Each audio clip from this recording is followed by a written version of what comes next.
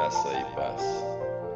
Desde o dia em que nós ouvimos esta palavra tão importante, tão preciosa, que é a graça divina, nós deveríamos meditar profundamente no valor desta graça, quanto ela custou para Deus.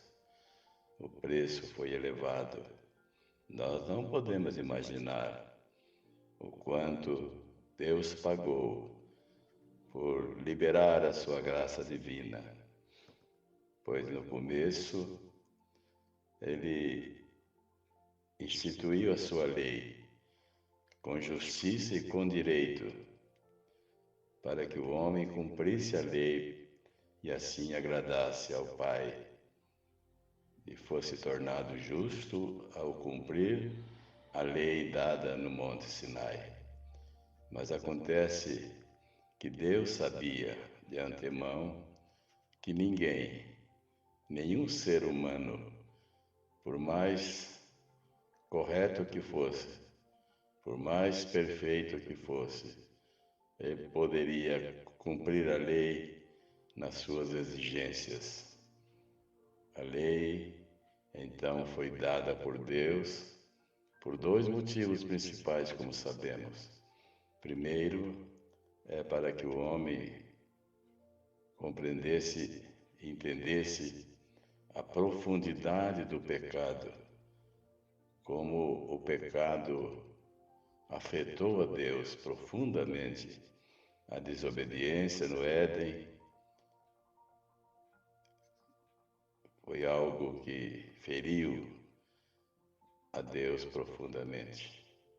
Em segundo lugar, para que o homem entendesse que o Deus é santo e justo, perfeito em todos os seus caminhos, e ele tinha todo o direito de exigir esta lei dada através de Moisés, sabedor que nenhum homem poderia cumprir, e que anjo também não poderia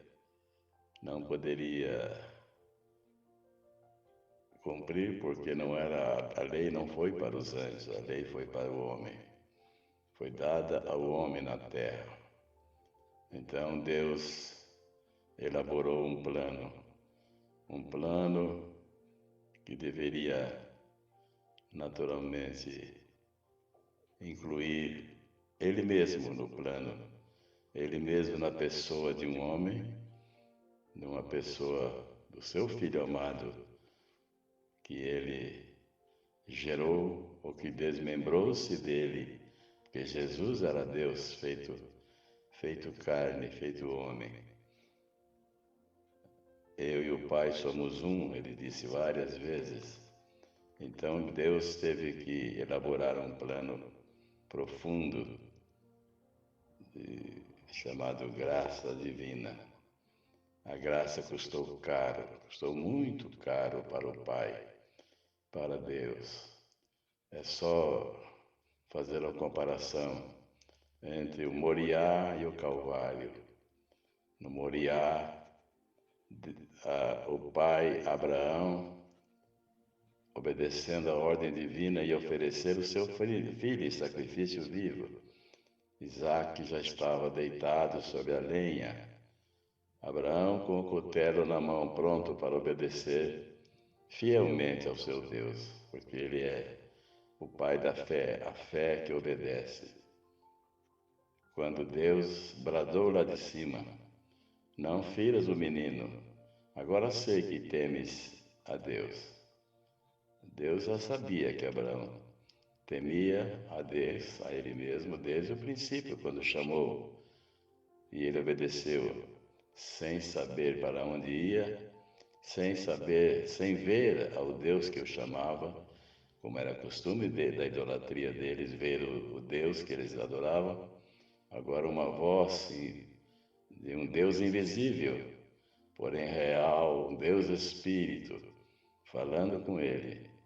Deus já sabia que naquela obediência de Abraão ele já temia, mas faltava esta prova, essa aprovação maior para provar para sempre que Abraão realmente pode ser chamado pai da fé, que Abraão obedeceria. No Moriá houve livramento para o homem, para o filho, mas no Calvário não. No Calvário não houve livramento para Jesus, Filho de Deus amado, o Filho unigênito do Pai. Não houve. Não havia ninguém para substituí-lo, nem anjos, porque anjo não tem sangue, era preciso derramar sangue. Não houve nenhum homem, por mais perfeito que fosse, desde Enoque, que poderia substituir ao seu filho na cruz. A única vez que Deus não responde à oração do filho foi no Jardim das Oliveiras, no Getsêmani, quando Jesus clama, angustiado, angústia de morte: Pai, se possível, afasta de mim esse cálice, cálice da cruz, o cálice amargo dos nossos pecados. O pai não atendeu o filho dessa vez, não atendeu. Então Jesus também sabia, no fundo, que o pai não iria atendê-lo mesmo, porque ele veio para isso. Era o plano de Deus antes da fundação do mundo, que o Cordeiro de Deus morresse pela humanidade. Então ali ele vai para o Calvário. E no Calvário Deus não pôde fazer nada pelo Filho, nem pelo nem pelo Filho divino e nem pelo Filho do homem. Até mesmo a natureza sentiu a dor do Pai. Foi um momento, podemos assim dizer, de uma certa agonia que Deus sofreu também, uma agonia celestial, de ver o seu único filho, que era plano dele mesmo, morrer pela humanidade. Porque quem poderia cumprir a lei seria uma pessoa sem pecado, imaculada, que fosse tentado como foi Adão, mas não caísse. Então, Jesus tinha que pagar aquele preço. O Pai sabia disso, mas era o preço, podemos chamar, o preço da graça foi muito alto. A graça divina teve um preço elevado. A morte cruenta, sangrenta do seu Filho na cruz. Então nós temos que, nas nossas orações, não pedir tanto, nós pedimos demais. Às vezes colocamos Deus, permita dizer, encostado, imprensado numa parede, pedindo o que nós queremos, que nós precisamos, desesperado, com medo de faltar isso ou aquilo, pedindo cura, pedindo libertação, pedindo tanta coisa, e esquecemos de exaltar a sua graça, o amor que ele derramou na graça. A graça era o amor de Deus derramado sobre a humanidade. O amor deixou o trono e veio sendo derramado abundantemente sobre todos os homens. E Deus sabia que nem todos aceitariam essa graça, mas ele fez assim porque Deus é amor. A graça é fruto do amor. Então, nós devemos, quando orarmos, glorificar a Deus, olhar para a sua face, buscar a face dele, como ele exigiu lá em 2 Coríntios 7,14, e buscar a minha face. Não apenas buscar as mãos de Deus, o que ele pode fazer, o que ele pode dar, o que ele pode resolver para nós, mas buscar a sua face adorada, sua face, contemplar a sua glória. Buscar a sua face é fazer a sua vontade, é saber que nós somos ovelhas dele, e o pastor é que vai cuidar das ovelhas. A ovelha não tem que pedir pasto, eu quero esse pasto, eu quero aquele pasto, eu quero essa água mais tranquila, eu quero aquela água. Não, A ovelha confia e espera quem o pastor vai suprir toda necessidade, nada faltará, como escreveu Davi no Salmo 23. A ovelha tem que entender isso. Não é só pedindo. Quando está no vale da sombra da morte ou na provação maior, que ela vem para todos nós, no mundo tereis aflições, disse Jesus. Quando a aflição aumenta, transformando-se em vale da sombra da morte, não temos que pedir nada, porque o pastor está presente com seu cajado e sua vara. Esse cajado e vara hoje são os anjos do Senhor, que são milhões de milhões, que são como que guardiões da igreja, guardiões dos santos, guardiões daqueles que confiam na graça, daqueles que vivem debaixo da graça, daqueles que aceitaram a graça. Então, meus irmãos, vamos valorizar mais a graça, porque não foi fácil para o pai. Abraão se alegrou quando Deus interveio na última hora, que ele já estava com o cutelo na garganta de Isaque, para obedecer, para oferecer o que Deus havia pedido. Porque Abraão sabia que se fosse consumado o sacrifício de Isaque, ali mesmo em Moriá, Deus poderia providenciar outro Isaque, mais belo ainda, mais bonito ainda, do que aquele que foi sacrificado. Ele sabia que até daquelas pedras do Moriá, Deus podia transformar em Isaque. E ele foi fiel até o fim.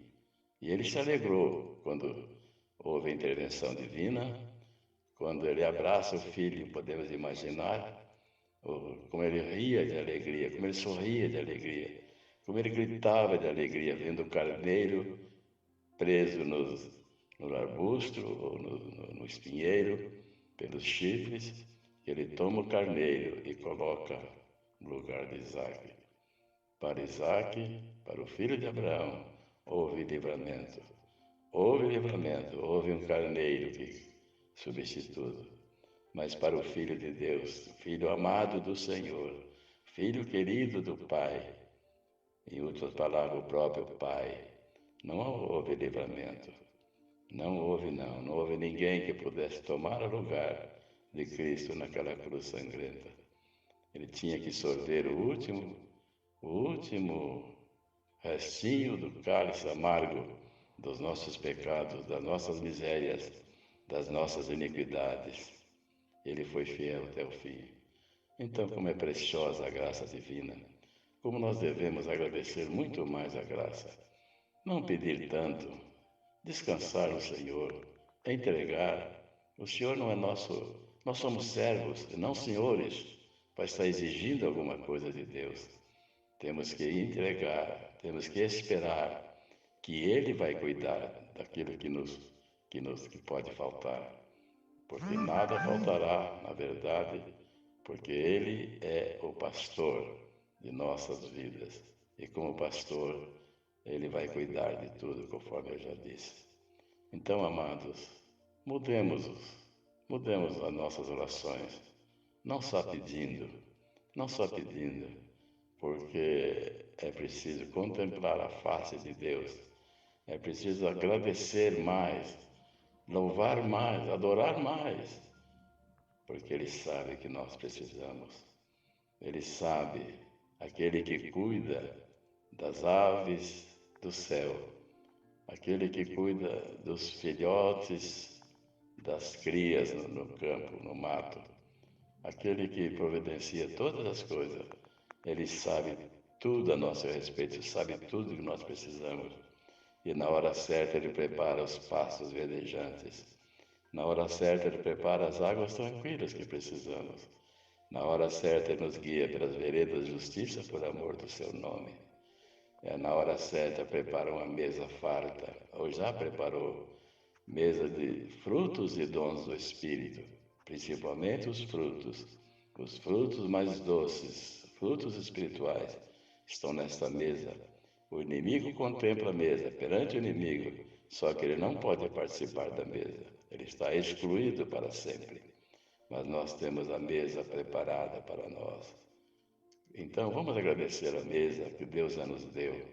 Vamos pedir menos. A Bíblia fala em pedir. Peça, sim, mas agradeça mais do que pedir. Adore a mais do que pedir. Glorifique a Deus pela sua graça. Aprendamos a dar graças a Deus pela sua graça divina. Que coisa é a graça? A graça que Ele mesmo cumpriu em nosso lugar, que o homem não pôde cumprir na sua lei